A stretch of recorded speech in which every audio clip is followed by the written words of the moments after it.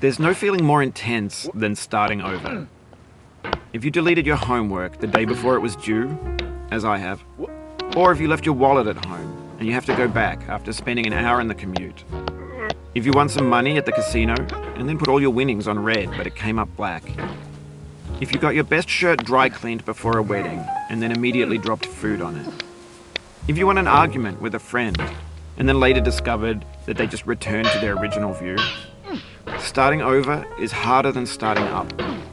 If you're not ready for that, like if you've already had a bad day, then what you're about to go through might be too much. Feel free to go away and come back. I'll be here. Alright, thanks for coming with me on this trip. I'll understand if you have to take a break at any point. Just find a safe place to stop and quit the game. And don't worry, I'll save your progress, always, even your mistakes. This game is a homage to a free game that came out in 2002 titled Sexy Hiking. The author of that game was Jazuo, a mysterious Czech designer who was known at the time as the father of B games. And B games are rough assemblages of found objects. Designers slap them together very quickly and freely, and they're often too rough and unfriendly to gain much of a following. They're built more for the joy of building them than as polished products.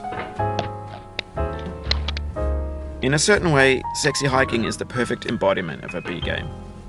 It's built almost entirely out of found and recycled parts, and it's one of the most unusual and unfriendly games of its time. In it, your task is simply to drag yourself up a mountain with a hammer. And that act of climbing, in the digital world or in real life, has certain essential properties that give the game its flavor. No amount of forward progress is guaranteed. Some cliffs are too sheer or too slippery. And the player is constantly, unremittingly in danger of falling and losing everything. Anyway, when you start Sexy Hiking, you're standing next to this